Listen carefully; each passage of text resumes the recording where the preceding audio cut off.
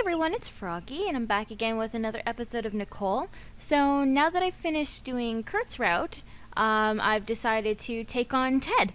So this is his first cutscene on his route, and it's on October 27th, and I'm just going to go ahead and jump in. It's just another day working at the convenience store. There have been more customers than usual today, which is pretty nice. It's been fun to work when it's lively, even if it can get stressful sometimes. There's a lull now, so I'm free to goof off on my phone. I'm pretty quick on the draw when it comes to putting it away. Even better is that Ted hasn't come in yet. He still has some class stuff to take care of, so he trusted me with the store all on my own. I think I'm making some serious progress here. He's got to think that I'm at least a little dependable if he's leaving me by myself. Ted did say that he'd be coming in around this time, though. When I hear the door slide open, I quickly drop my phone and... Oh, hello. Ted doesn't walk in, but I'm not complaining. It's an older gentleman, and let's just say that time has been certainly kind to him. He has nice, wavy, dark brown hair with stubble growing along his jawline. His thin, hazel eyes land on me, and I feel my heartbeat double right then and there. He's coming for the counter. He's gonna talk to me. I notice how tall he is now that he's come closer. And I think that's a police officer's uniform that he's wearing. Why does that sound so familiar to me? Excuse me, miss. A southern accent leaks out of his lips like a drop of honey, and I melt even further into this mystery man's hands. Miss? Oh no, keep it together, Nicole. You'll set him off otherwise. I slap a hand to my lips, oh, so subtly, and begin giggling like an idiot. Welcome. Can I help you with something? The man grins congenially, flashing bright teeth. You wouldn't happen to be the only one working today? I work with someone else here, but it's only me at the moment. I guess you could call him my superior? He likes to remind me any chance he gets. That certainly sounds like Ted, yes. How did you know his... It suddenly hits me. Older gentleman, hazel eyes, southern accent, police uniform. I know who this guy is, duh. The man smiles knowingly at me. Figure it out, miss? I don't know why I didn't realize it sooner. I waggle my eyebrows jokingly. You must be Ted's strapping older brother that I've been hearing about, huh? I make a rib-nudging motion with my elbow, and this older man laughs bashfully. Shucks. You're pulling my leg. I can't look young enough to be Ted's brother. Alright. You must be Ted's dad, right, Mr. Starr? Yes'm. That'd be me. And you're the girl Ted recently hired, Nicole? Guilty. It's nice to finally meet you. Likewise. Laughing, Ted's dad offers me a hand, and we shake. He grips my hand so firmly that I can tell the guy's strong. So, he leans in and whispers conspiratorial to me. Do I really look that young? Come on, be honest. Definitely, Mr. Starr. You look better than most guys my age. And that's the truth. Happily embarrassed, Ted's dad combs his bangs back with a hand. You're really gonna make me blush if you keep that up.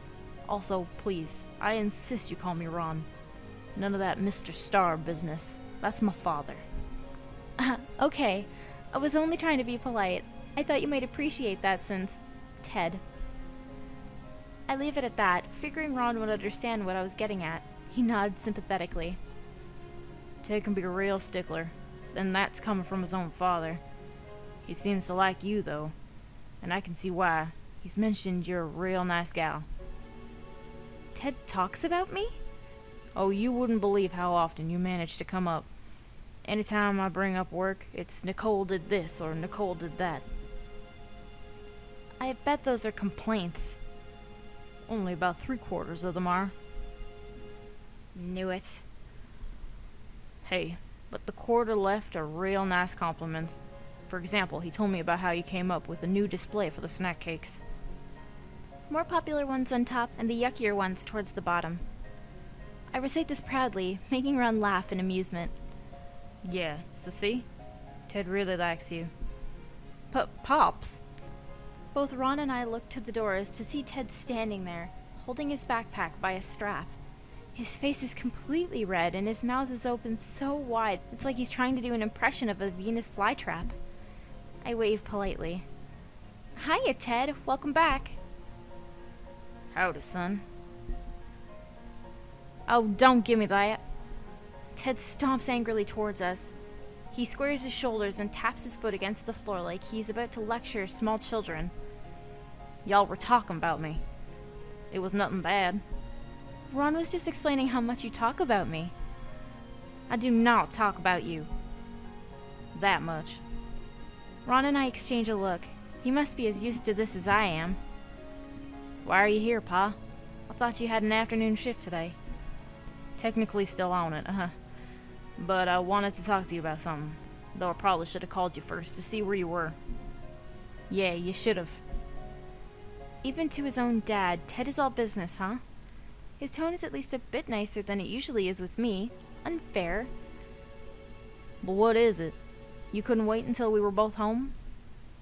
No, Ron uneasily glances at me. Oh, I get the hint. I can step outside if it's a personal thing.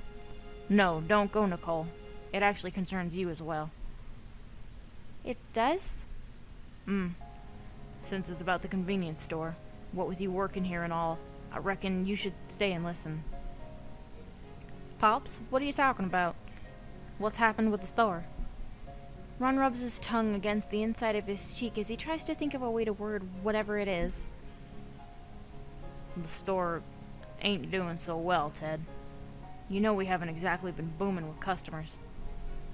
Yeah, I always thought it was pretty weird, but I guess people would rather buy food from a grocery store if they're not pressed for time. It's not like we don't get customers at all. I mean, we get enough. Not anymore. Listen, I haven't been making enough of a profit to keep the store open, and if this keeps up... Ron uneasily scratches the back of his head as he trails off. I'm pretty sure Ted and I both get what he's trying to say. You can't seriously be thinking of closing down the shop, can you? Ted, listen, bud. I know you'll hate the idea, but it might be better if... No! Ted's shout is like a sudden bullet through the store window. I freeze. Ron freezes, but Ted shows no signs of stopping his tirade. You're not selling this place. I don't care what we have to do, but I'll make sure you won't have to do that. He readjusts his backpack strap hanging on his shoulder. I reckon I should put my stuff down and get changed for work now. Excuse me. I flinch as I hear the door to the back room slam shut. Tar and feathers. I didn't think the boy would take it that badly, though I must have been fooling myself. I don't blame him. If my store was sucking, I'd want to do whatever I could to save it too. Well, it's a touch more complicated than simple devotion. It is? Shoot. Maybe I opened my gabber too wide just now. I don't know what Ted has told you, but I think he'd prefer if you asked him yourself.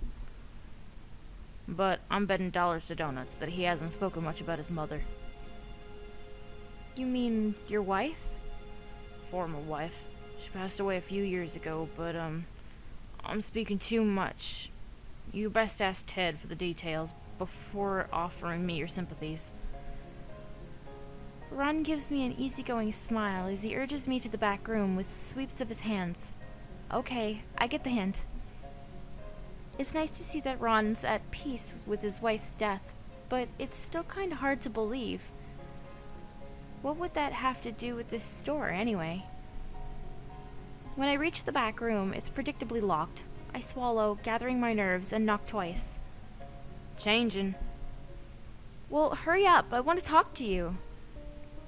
There's hushed swearing on the other side of the door, and after a few moments, Ted swings it open. Before he has a chance to complain, I place a hand on his chest and push him back the way he came. Ted looks alarmed as I lock the door behind him. What are you... Why'd you lock the door? To make sure no one disturbs us? Disturbs us? Ted's face goes red as he holds his hands up in front of him, ready to fend me back. What are you thinking? My pops is right outside. Yeah, he told me to come in here. He did? Well, technically, we could have gone anywhere, but it's not like we could do this out in the open, you know? What are you thinking of doing? I wanted to talk to you. Talk?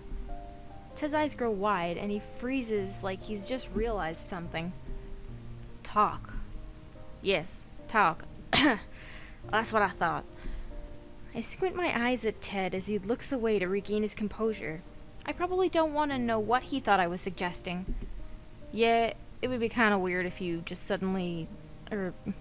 what is it that you wanted to talk to me about? My shift started 10 minutes ago. I can't be any later.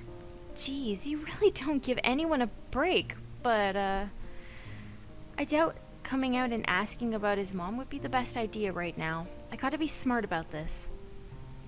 Now you got options: ask about the store, ask about his father. So you're gonna wanna ask about his father. You really let your dad have it out there. I don't think he was trying to be mean or anything. Ted avoids my eyes and begins to mutter nervously. I didn't mean to. I lost myself for a moment out there. When he started talking about selling the store, it sounded to me like he was giving up. And I don't want my pops to do that. I love him way too much. Well, I never doubted you did. You're going into criminal justice just to follow in his footsteps. That's some admiration. He's the strongest man I know. He's been through so much and come out of it still standing. To do what he does would be an honor. I see my chance as Ted grows silent. If I'm ever going to ask about his mom, it'll have to be now. I think I might know what your dad's been going through, kinda. When you left, and it was just the two of us, he mentioned that your mom passed away a few years ago.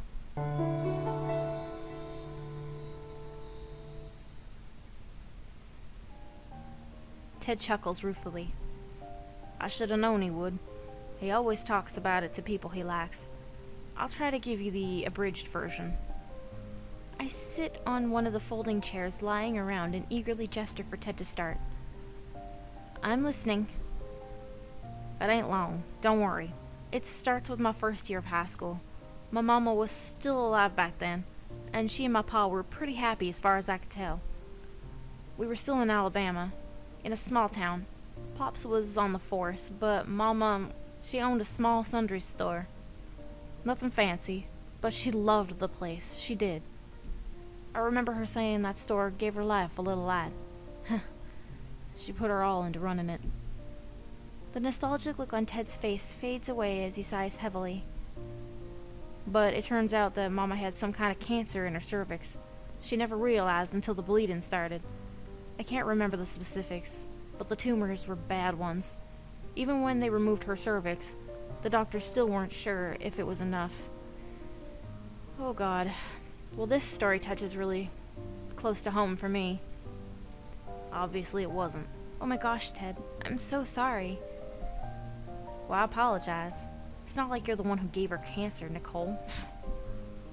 I do remember that when she was getting treatments, or if she was just too sick to move, I tried to stand in for my mama at the store. But I was only a dumb kid back then.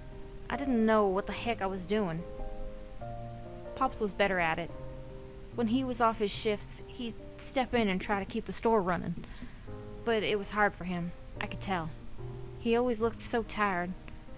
Eventually, when my mama passed, we were forced to sell the store. But Pa said that when my mama died, she took her store spirit with her. When I think of it like that, it's kinda nice. She loved that place, so it's good she took it with her to heaven.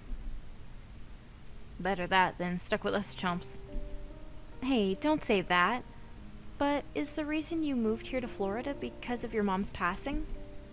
Oh, no. It's not like my pa and I couldn't stay in Alabama because of the bad memories. He got a job offer here, and it paid way more than his position in our small town.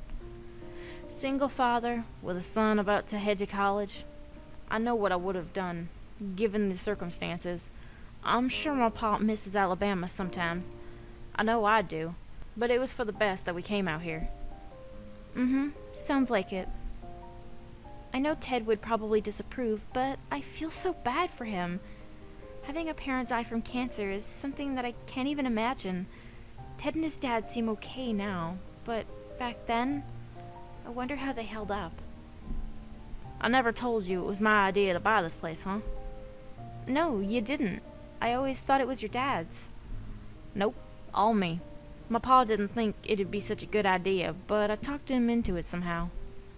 I guess running the store is my dumb way of trying to make up for being useless to my parents back when they needed me the most. I'm different now. I'm capable. I'm a hard worker. I got this. I know I'll figure something out. I ain't gonna let the store go like my mom's. I owe it to her and my pa. I accidentally let out a small laugh, catching Ted's attention. And why are you laughing now? I laugh even harder at the sound of his exasperation. I don't laugh at him that much, do I? It's just, I never thought you'd be so cool, Ted. Whatever answer Ted was expecting was obviously not that. He shoves his hands in the pockets of his jumpsuit and looks away from my face. Stop. I know you're only making fun of me. I mean it. At first I thought you just had something up your butt. But you're really working hard for your dad's sake. That's totally cool. What a sweetheart. I never had something up my butt, okay? But thanks for saying that. Even I tend to wonder if I'm doing the right thing or not. Anyway, we've been in here way too long. Work. Our shift's not over for a few more hours. Don't think I forgot. I look at Ted amusedly as I unlock the door. Even after spilling his guts out to me for the first time, he still manages to maintain that killer work ethic. I shouldn't have expected any less, really. Now that I know what I know, it's admirable in a way. When Ted and I leave the back room, Ron has taken over the register, and there's a few customers shopping around the convenience store. Ted doesn't look so pleased about it, though. Oh, hell. What's the matter? You should be ecstatic. Customers. In any other case, I would be, but, you notice something funny about them all? I look at the patrons, searching for this something funny. I think I'm missing it. I guess they're all girls? Oh, and they all look like they're in high school. And they don't seem to really be looking for anything. Well, they are looking at something. OMG. Are they checking out your dad? Shut up. They might overhear you. Ted drags me over to the side, so we're hidden behind one of the shelves. Every time my pa helps out, girls from the local high school come over and gawk at him like he's some sort of zoo animal. Gross. He is kinda, sorta, really attractive. Once again, gross. I'm just being honest. He's my pa. That's just... What if you found out that there were people checking out your pa, huh?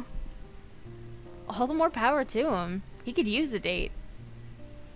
Ted looks at me confused. My parents are divorced. He's not cheating, don't worry. Oh, I didn't know, Don't you apologize now. What was it that you said? Something like, it's not your fault that they're divorced? This just makes us even. You told me about your parents' situation, so now I told you about mine. Ted still doesn't look like he finds that a fair trade for my sake, but he doesn't say anything. Fine, you got me there. His attention turns back to his dad's biggest fans, and he looks over the shelves like a general surveying the battlefield. I think they saw me out here, so it probably won't be long until they leave. Do you have sort of a scary reputation among them? Something like that. Ted sounds almost proud. But he's right. When the girls notice that Ted is present in the store, they grow anxious and pluck things off the racks as their excuses for loitering. Unaware of all this attention, Ron proceeds to check them out one by one, and they're all eventually hurrying out of the store, whispering excitedly to themselves. Looks like it's all clear. Ted and I approach the front desk to see Ron counting out the money he just received. Oh, there you two are. I was wondering. I hope you don't mind terribly that I took over for a moment. Ted, a few customers came in. I didn't want to bother you. It's fine, Pops. An awkward moment ensues as Ted does that thing where he hesitates to say something nice. I'm sorry for losing my cool before. I didn't mean to raise my voice. No, it's fine, son. I know how important this store is to you, and whatever's important to you is important to me. Aww. Both Ron and Ted look over at me like I've just ruined the moment. Oops, did I say that out loud? Sorry, it's really cute how close you two are. Well, he's my son. I'm guessing, you two talked, though? She knows about Ma, yeah. I make sure to add my condolences in quickly. I'm sorry you had to go through that, even if I don't have any reason to apologize. That's mighty kind of you, Nicole. I appreciate it. But it's been years. I've done all the grieving I can. We have a bigger problem to focus on now, and that's funding the store. We need to figure out a way to earn more money. We do that, and we won't have to sell the store, right? That should be the case. The only question is how. Anyone gotten any bright ideas? Ron looks over at the both of us, and I'm a little surprised that he decided to include me in this. But a way for the store to earn more money, I think I can come up with something. So now you've got more options. Why don't we advertise, and why don't we fundraise? And you're going to want to select, why don't we fundraise? It takes a few moments of racking my brain before I get a good idea. Why don't we have a fundraiser? I hope you're not saying that we have some sort of bake sale. Well, it would help. Just think of it like this. We'd be raising money, and at the same time, we'd be spreading the word of the store. Would that really work? Ted takes a moment to think about this, and when I see him smile ever so slightly, I know that I've got him. Oh, Ted's so cute. And so's his daddy. I think it could, but how will we fundraise? You haven't come up with a way, Nicole. No, but in thinking. There has to be some way to earn lots of money while spreading the word about the convenience store. I think back to my past, trying to remember ways that really caught my attention. There's a bake sale, like Ted made fun of, but I doubt we'd be able to bake well enough to make money. We don't have enough people for a car wash either. Man, this is hard. If there was something happening in town, like a block party or something. Ted, I think I've got it. Do you remember when Jeff came in here and gave us that flyer? Jeff came over to give you something? It's awfully nice of that boy to go out of his way like that. Ugh, Pa, don't start. That name's banned. However, even with the mention of the taboo name, Ted's eyes light up as he realizes the same thing I have. Nicole, you're talking about the block party, aren't you? Oh, I heard some guys talking about that back at the station. It's supposed to be a real lively kind of shindig. Are you two thinking we can fundraise there? I remember he who must not be named, saying that anyone could run a booth. It's even more legit since we're a business on the block. We still need to figure out what to do with that booth. Don't forget about that. But this is a good start. We just have to ask the boss of the pharmacy for permission to run the booth. Leave that to me. You kids don't worry about that now. Pops, please. Don't you have to get back to work? Ron only grins as he heads out of the sliding doors. Before he leaves, he quips jokingly, Oh, I should say the same to you, slackers. Ron whistles victoriously in response to Ted's flabbergasted face, and the sliding doors close shut as he heads over to the pharmacy. Ted groans and pinches the bridge of his nose. That man. He only does it because he cares. But isn't this great? Fundraising at the block party will be a hit for sure. Yeah. It's a good idea. But don't get carried away. We have to work now, remember? Then we can focus on that fundraising hullabaloo. Ted gestures for me to take my place at the register. but I can tell from his movements and his eyes alight that he's just as excited as I am at the prospect. Sure, we still have tons to figure out, but we'll get it done. If I learned anything from Ted today, it's that hard work is bound to pay off. And I'm going to end this episode here for today. I hope you guys enjoyed it, and if you want to see more, just click the eye at the top, and don't forget to subscribe. Thank you guys for watching!